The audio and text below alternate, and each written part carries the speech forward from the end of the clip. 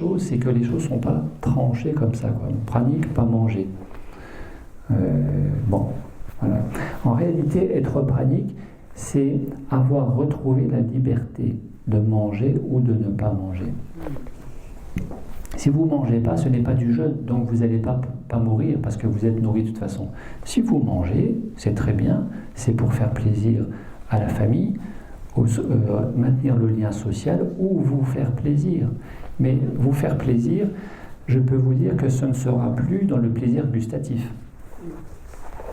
Ça sera le plaisir plutôt d'être avec quelqu'un ou de faire plaisir à la personne. Mais gustativement, vous avez détoxiné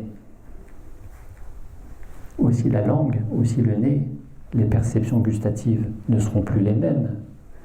Et ce que vous trouviez bon avant, c'était conditionné par comment vous considériez ce goût-là, en fonction de l'association affective ou pas à telle personne, en fonction de la composition chimique des produits industriels et du degré de saturation en toxines des récepteurs gustatifs sur les papilles gustatives, sur la langue, entre autres, mais qui fait que tout ça aujourd'hui étant détoxiné, vous ne percevez plus la même chose. Un exemple très simple, j'adorais les millefeuilles. C'était ma pâtisserie préférée. Et puis un jour, j'ai eu une crise de millefeuilles. Alors je suis allé à la boulangerie, j'ai acheté un millefeuille, je me suis placé dans la cuisine, j'ai pris la petite assiette, la fourchette, la fourchette cuillère, le petit couteau, et puis très en conscience, parce que le but c'était pas de manger le millefeuille, c'était pas ça, c'était de voir ce qui allait se passer, parce que il y avait la faim physique qui n'était pas vraiment là, c'était une faim mentale, parce que j'étais en train de m'observer, physique, mental, émotionnel, spirituel, et de voir qui est-ce qui était en train d'agir à l'intérieur. Autrement dit, qui était en train de me manipuler. Donc, j'ai pris avec la cuillère un peu de crème de millefeuille, j'adorais ça avant, je mets sur la langue. Et tout de suite, j'ai eu la perception du produit chimique.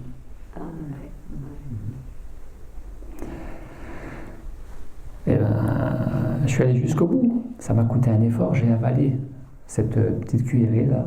Je l'ai avalé, tout le reste est parti à la poubelle. Oui, mais ça c'est si vous vous aimez. Oui, parce que par rapport à ce que vous avez dit tout à l'heure, vous aimez pour vous faire plaisir. Vous pouviez manger. Oui, nous aimons, nous mangeons pour nous faire plaisir. Sauf que le plaisir n'est plus le même. Le plaisir gustatif a évolué parce que vous avez détoxiné, vous avez une autre conscience. Et parce que vous avez une autre conscience plus déployée en dehors du bocal, le bocal du mental, parce que c'est ça que je ne vous ai pas dit, il y a le bocal, mais le poisson qui est dans le bocal, il a oublié qu'en dehors du bocal, il y a l'océan. Et un poisson, il est mieux dans l'océan que dans un bocal.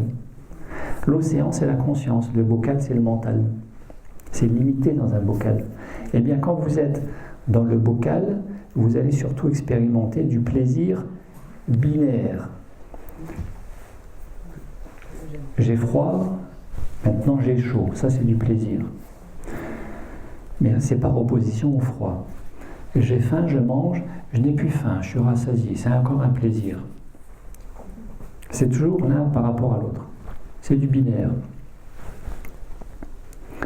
Sauf que la conscience, quand vous montez en conscience, vous vous rendez compte que le plaisir, il est passager, parce que ça ne dure pas, donc c'est impermanent, et en soi c'est une illusion, parce que ça ne dure pas, ce n'est pas réel en tant que tel, ce sont des constructions de perception intérieure, avec un certain mental qui fait voir ça comme ça, mais que ce plaisir, il va se transformer en quelque chose de plus durable, lié à la conscience. Le plaisir sensoriel, lié au sens, va se transformer en un plaisir plus de conscience qu'on appelle la joie. Et si je ramène ça, parce qu'il n'y a pas mieux pour comparer, si je ramène ça à la sexualité, le plaisir sensoriel s'appelle l'orgasme. On peut rajouter des sentiments, bien sûr, mais le plaisir désensorialisé lié à la conscience dans le cadre de la sexualité, il ne s'appelle plus l'orgasme, il s'appelle l'extase. Ça n'a plus rien à voir. C'est très intéressant. Ça n'a plus rien à voir. Donc ça, c'est un autre chapitre possible de la nourriture pranique, c'est que prana rime avec tantra. Tantra, tantrisme. Tantrisme, alors après il y a des nuances, il y a le tantrisme et il y a le taoïsme. Hein, il y a le tao et le tantra. C'est pas tout à fait la même chose, mais c'est toujours dans le rapport à l'énergie, en conscience, qui va nourrir la machine et vous éveiller encore un petit peu plus.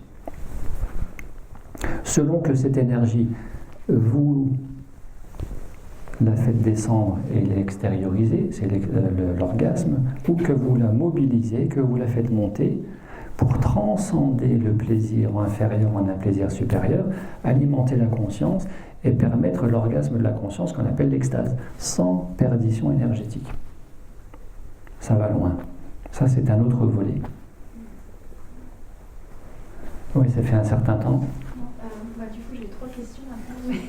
Les yogis, les pratiquants du yoga, justement, ils partent du principe en tous les cas, moi, là où j'ai été formée, ils partent du principe qu'il ne faut justement pratiquement plus avoir de pratique sexuelle parce que il faut absolument éviter les déperditions d'énergie, donc en l'espèce de prana, et que du coup, ils pratiquent au départ une fois par an, et puis après plus du tout, quoi. C'est un autre volet, c'est toujours pareil. Si vous êtes dans le mental, vous allez gaspiller beaucoup d'énergie. Ça nous empêche même de dormir correctement, le mental. Parce que ça bouffe beaucoup d'énergie. Si vous êtes dans la conscience, vous économisez, vous développez plus d'énergie. La sexualité mobilise l'énergie. Et cette énergie, selon ce que vous allez en faire, soit vous la perdez dans du plaisir, j'ai rien contre le plaisir, hein, soit vous la mobilisez pour plus de conscience, en transformant, à condition d'accepter la frustration du temps de transformer ces plaisirs en un plaisir supérieur, qu'on appelle, Lilou Massé, elle appelle ça l'orgasme du cœur. Et il y a aussi l'orgasme de l'esprit, d'extase. Il y a des degrés, quoi. Mais c'est une approche qui va compléter, peut-être, entre guillemets, compléter la démarche pranique, qui n'est ni plus ni moins qu'une démarche de conscience du présent. Jasmine, qui a été l'instigatrice du prana en 93-94, elle parle facilement de ça, du tantra, disant que beaucoup de gens praniques sont tantriques. Parce qu'il faut que les deux soient... Non, il ne faut pas, il n'y a pas d'obligation, mais c'est dans la logique. C'est dans la logique, ça va avec. Ça découle naturellement de source. Parce que dans la nourriture pranique, quand vous retrouvez encore un peu plus de conscience, vous vous rendez compte que tout est énergie. Freud disait tout était sexuel, moi je dis que tout est énergie. Et quand vous vous rendez compte que tout est énergie, tout devient sacré, parce que c'est la vie, après. Et donc le sacré, vous ne pouvez plus le gaspiller.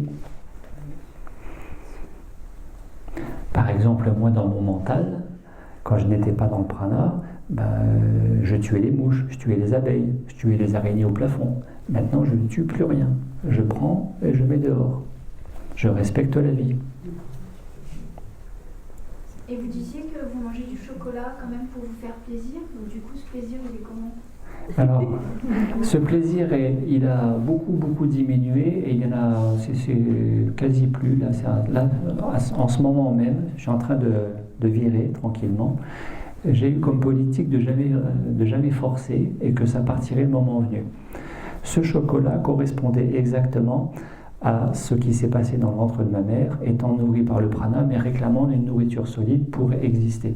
Et ça a été le substitut affectif. Et je le sais pertinemment. Et là, ça y est, ça part. Les champignons. Les champignons, j'attendais la question. Ben oui, ça va avec.